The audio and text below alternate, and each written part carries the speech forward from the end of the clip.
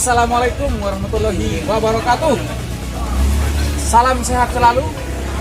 Salam Jahema. Jaya hebat maju.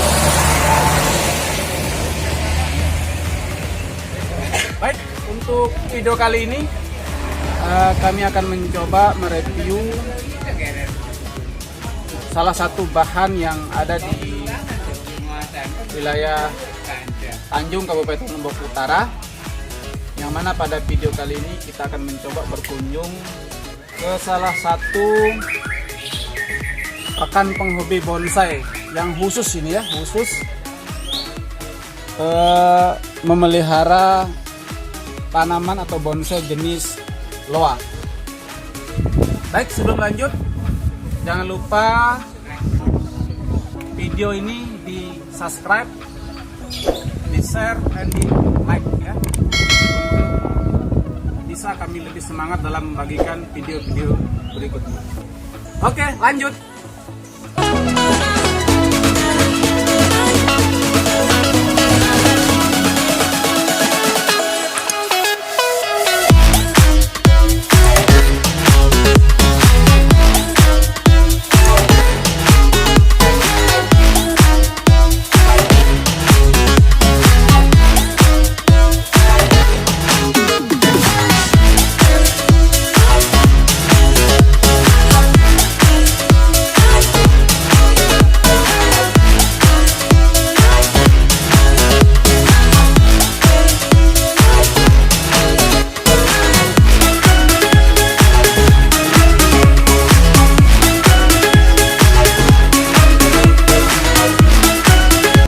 Oke guys, Imajinasi Bonsai. Pada video review kali ini saya akan mencoba mereview bahan bonsai jenis loa ya, miliknya daripada Omku Sahidin ya, asal Kabupaten Lombok Utara. Nah, jadi Om kita Sahidin ini dia khusus ya memelihara bonsai atau tanaman bonsai jenis loa, karena menurut keterangan dan informasi dari beliau ini, beliau sangat hobi dan fanatik sekali ini pada tanaman satu ini ya, ini loa. Mungkin nanti akan kita sama-sama bertanya kepada beliau kira-kira apa yang melatar belakangi hobi daripada Omku Sahidin ini khusus kepada bahan loa. Oke, lanjut. Oke Mas Bro, para pecinta imajinasi bonsai, jadi di video kali ini kita akan coba nanya langsung kepada sang maestro loa ini ya, pakarnya loa di Kabupaten Lombok Utara. Kenapa saya katakan pakar? Karena beliau satu-satunya orang yang saya temui yang khusus di halaman rumahnya ini menyimpan segudang tanaman loa ya. Nanti kan kita coba bertanya kepada beliau kira-kira apa yang melatar belakangi beliau senang di loa, kemudian kira-kira filosofi yang beliau tanamkan di loa itu sendiri seperti apa ya. Oke, ikuti saya. Assalamualaikum Omku Sahidin. Waalaikumsalam. Oke, gimana Sehat ya? Sehat. Salam Jahema sebelumnya.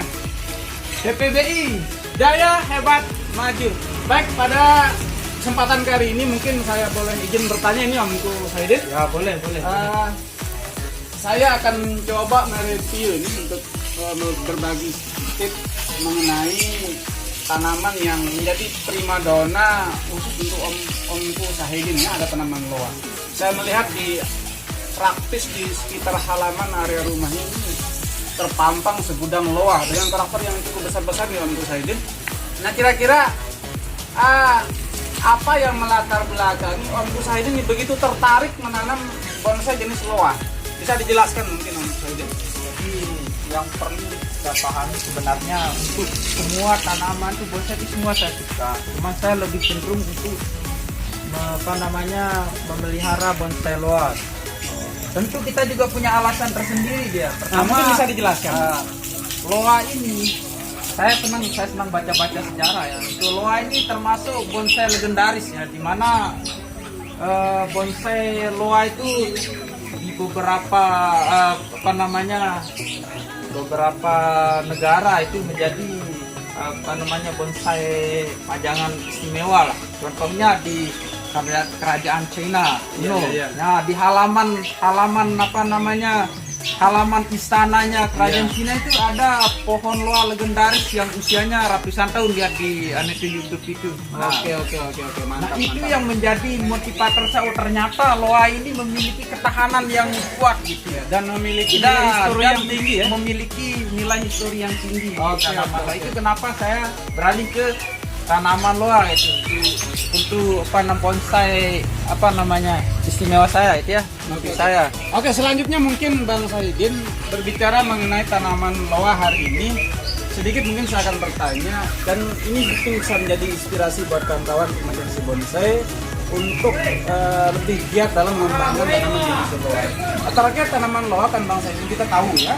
Kita tahu bahwa loa ini sendiri merupakan jenis tikus juga kan? Ya. Kira-kira kesamaan dan perbedaannya dengan tikus-tikus jenis lain kayak beringin dan sebagainya itu seperti apa?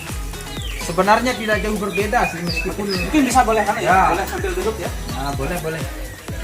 Kalau loa itu sebenarnya lebih cenderung sama mungkin dengan tanaman tikus-tikus lainnya seperti beringin. Ya. Cuman loa lebih rakis terhadap air gitu ya. Itu teman-teman yang di daerah panas bisa juga sih sebenarnya, cuman dijaga sistem penyiramannya aja.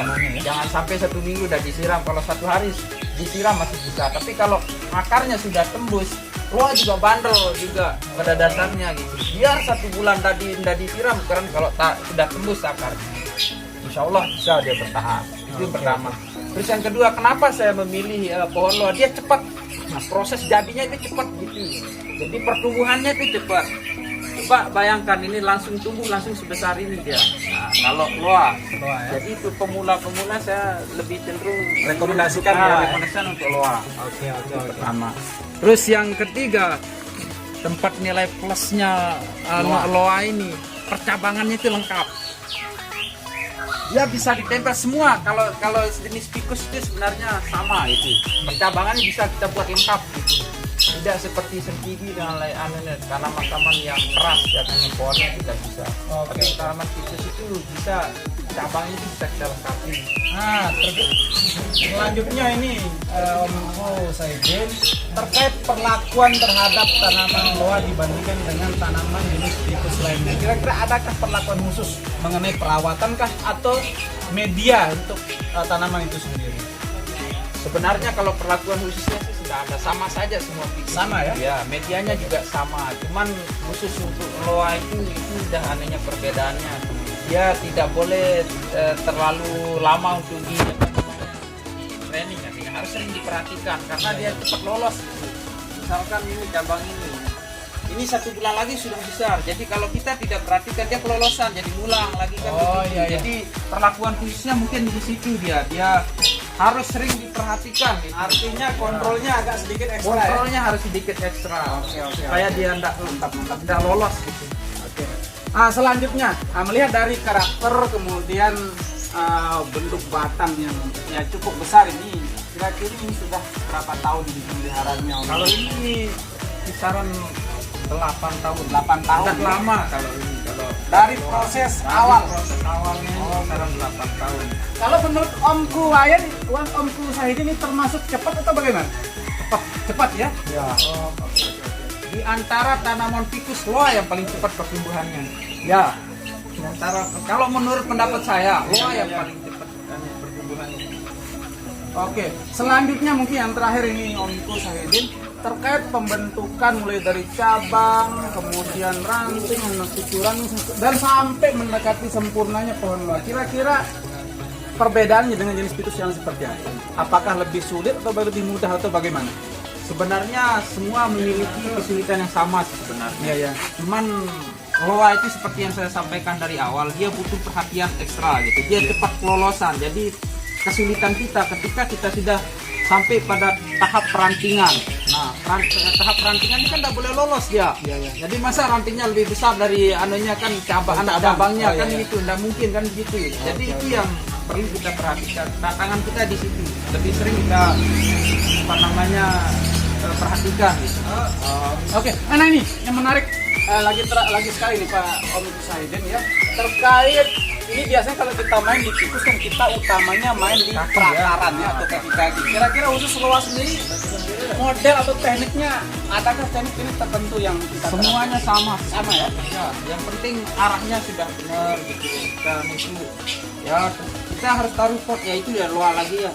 Kalau kita mau program loa kita harus pakai pot, siapkan pot. Karena proses pemindahannya kita bilang susah juga, tapi banyak teman-teman yang gagal gitu dalam pemindahan ini. Pada dasarnya dia gampang sebenarnya, meskipun tanpa tanah pun dipindah tidak apa-apa sebenarnya kalau loa, asalkan ini ya yang jadi catatan buat teman-teman bonsai Indonesia, memindahkan loa itu harus sore hari. Ya, karena ini tanaman yang sangat rakis dengan air, jadi tidak boleh dipindahkan itu pagi hari. Nah ini menarik ini ya, tidak boleh dipindah imajinasi bonsai. Karena pada pagi hari itu semua tanaman itu lagi berfotosintesis, sementara loa dia membutuhkan support air yang tinggi gitu ya. Jadi benar-benar kita harus perhatikan itu. Jadi tidak boleh kita pindah ganti pot itu pada pagi hari.